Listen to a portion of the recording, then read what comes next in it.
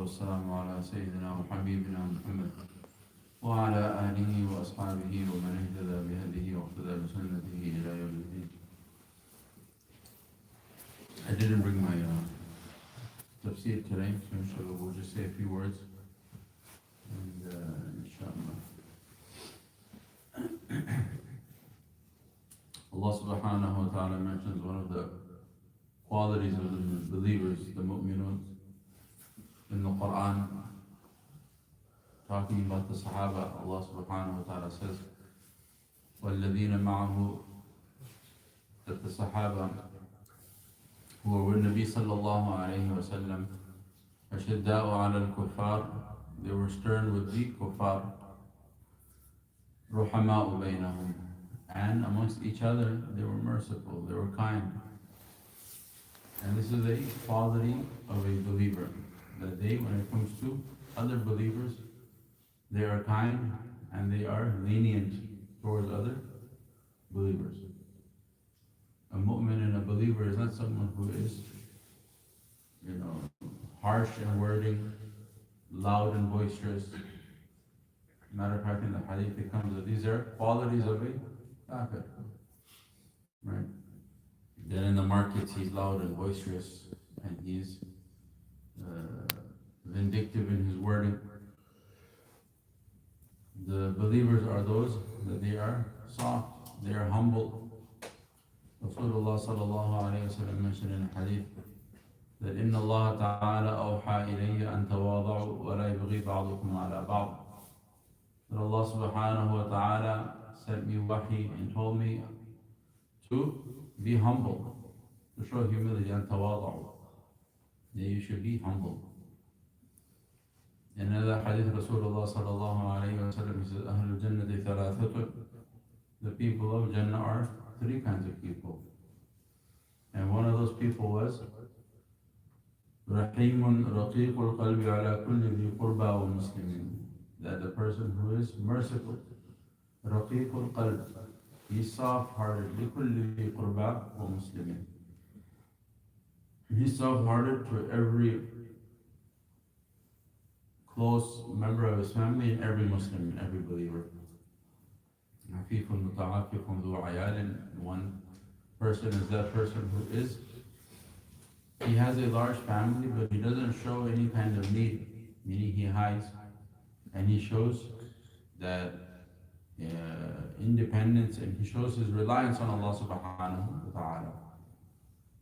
And also ذُو سُلْطَانٍ مُقْسِطٌ مُتَصَدِّقٌ مُوَفَّقٌ, the person who has authority and power and he uses it to establish adl and justice. مُقْسِطٌ مُتَصَدِّقٌ, and he uses his power to help those, his subjects. He doesn't use it to help himself like we have nowadays. They help themselves, big serving for themselves, and people below them are suffering.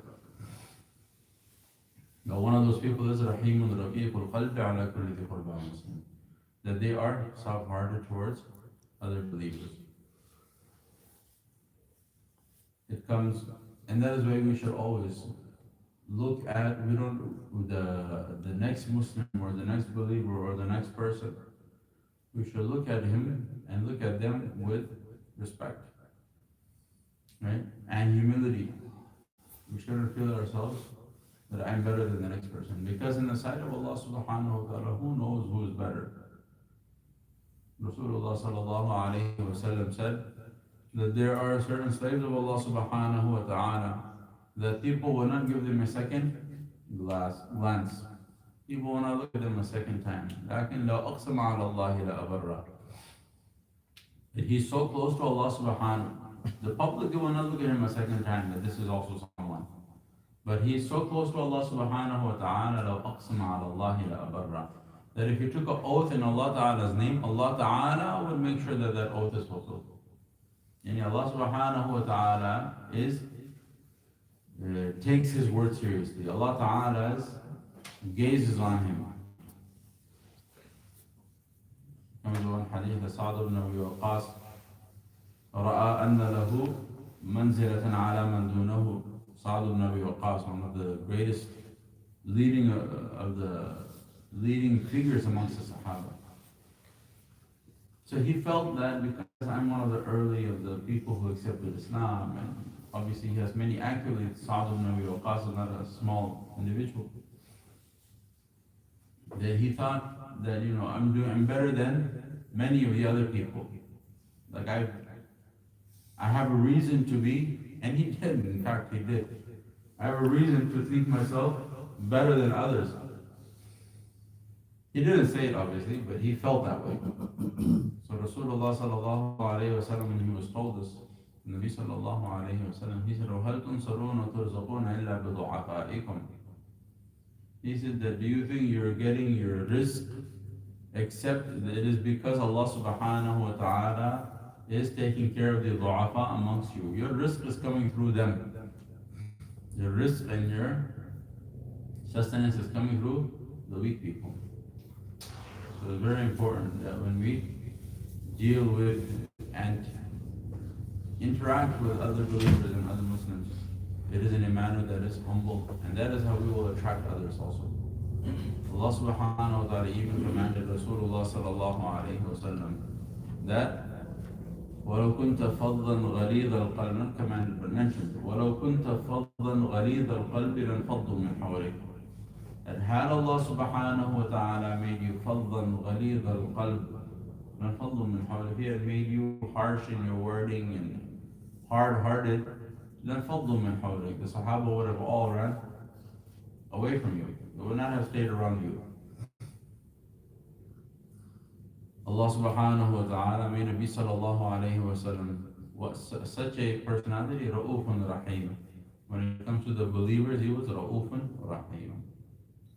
So we are from the Ummah of Nabi sallallahu alayhi wa sallam. So when it comes to believers, when it comes to other people, we should be kind-hearted. We should be soft-hearted. Yes, we should have a balance.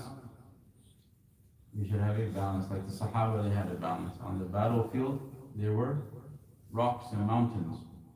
But in the night times, Rahbanun bil-layl, they were ascetics. They were crying in front of Allah subhanahu wa ta'ala. Sayyidina Abu Bakr radiallahu ta'ala, Sayyidina Umar radiallahu ta'ala, how soft-hearted they were when it came to the believers, the Muslims. Sayyidina Umar radiallahu ta'ala anhu, you know the famous story. He was walking at night time and he heard the child crying. So he came to the lady and the child was crying because it wanted milk. So it was making a really loud, a lot of noise. So Umar radiallahu ta'ala, he came and he told the lady, it's nighttime, feed the child. So she said that, no, I'm trying to wean him off. So he said, why are you weaning him off so early? It's not time, he still has time. Just feed him and put him to sleep. All the other people here, they're disturbed.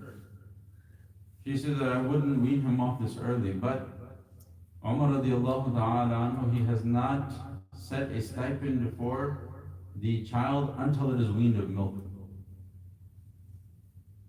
Umar radiallahu ta'ala, he has set a stipend for all the children once they've been weaned from milk, like a child support system.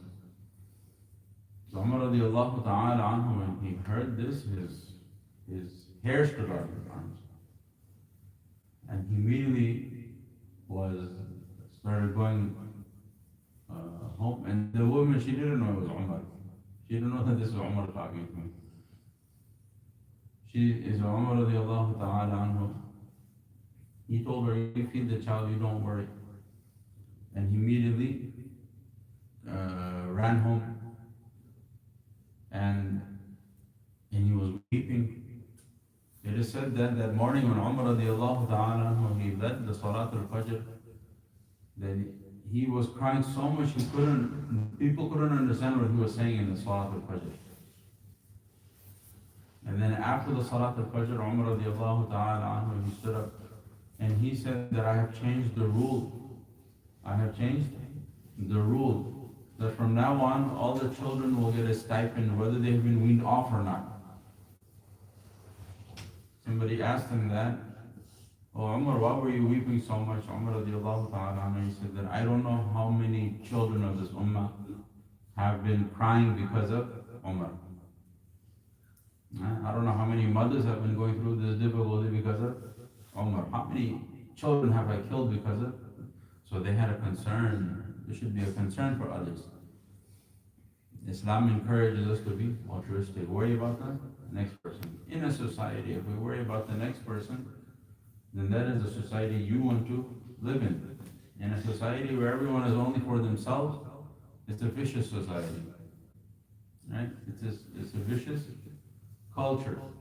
You should be worried about the next person. Inshallah, in that way, our needs will also be fulfilled, our wants will also be fulfilled, and a society will also be a society that one would want to live in. As opposed to a society where it's all about how much money I can make. I was watching an interview yesterday. They were talking about somebody building a super intelligence, and we have AI now.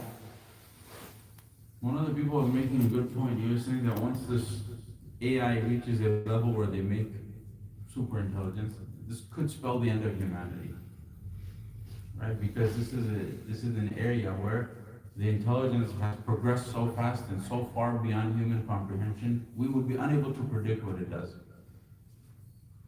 Right? Like an animal, you have a cat. Now the cat, it can only predict and understand its owner to the level of its worldview, its understanding of the world.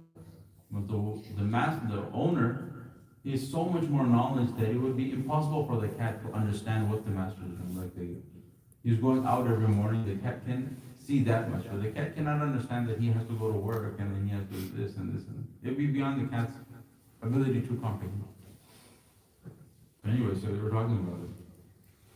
Point he was making was that it needs to be stopped. Why does it need to be stopped? He said because they're racing towards it, because each one of them is thinking about that I want to be at the forefront so that all the money can be mine. I want to be at the forefront and build the superintelligence so all the money can be mine, even if it costs all of humanity. You're building something that's going to affect 8 billion people without taking their consent or their agreement. Why?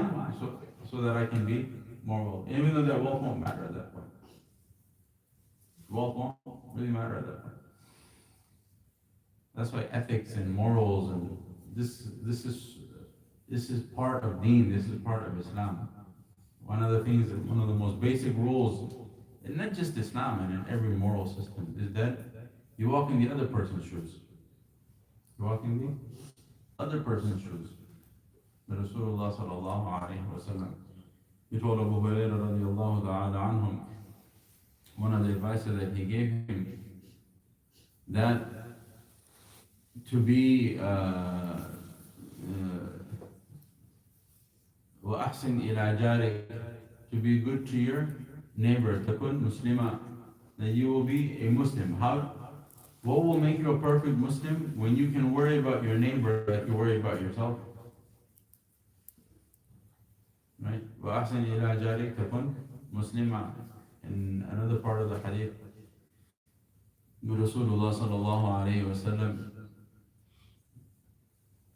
he mentions that to be good to all the people, the believers, that you want for the others and their children what you want for yourself and your children. The wording escapes my head right now. That you want for the other people and their children what you want for yourself and your children. So these are one important advice that you should keep in mind and bear in mind. That Islam encourages us that not to be only thinking about our own selves, but also thinking about those around us. وَالْجَارِ ذِي الْقُرْبَى وَالْجَارِ الْجُنُبِ وَصَاحِبِ بِالْجَنْبِ, it comes in the Quran. So don't worry about your own self, but also worry about صَاحِبِ بِالْجَنْبِ, the one who's sitting next to you, who's driving next to you, who's walking next to you. This is صَاحِبِ بِالْجَنْبِ. Doesn't matter who it is, you have to take care of them also. So may Allah subhanahu wa ta'ala reward all of their brothers, mashallah. Today's the community program barbecue. A lot of brothers were putting all the effort in yesterday, mashallah, last night and after Asr and getting everything ready. May Allah subhanahu wa ta'ala accept it from everyone. Because they're not doing this for their own selves. Right? This is also a kind of, putting in all of this effort, running around and making all this effort. Really, we're doing it for the community. We're doing it for others. And we see how much khair, how much barakah, how much love, how much effect it has on the community in terms of bringing people in terms of creating the environment that people want to live in, people want to be in. So may Allah subhanahu wa ta'ala put it in the book of deeds, in the scales of all the brothers. May Allah subhanahu wa ta'ala accept it and give us full reward. In this dunya also, let us see the fruits of it in this dunya. This is how you make the life of this dunya a kind of Jannah. And then in Akhirat also, may Allah subhanahu wa ta'ala give us the full reward. Subhanallah wa bihamdihi, subhanakallahumma wa bihamdihi, ashhadu an la ilaha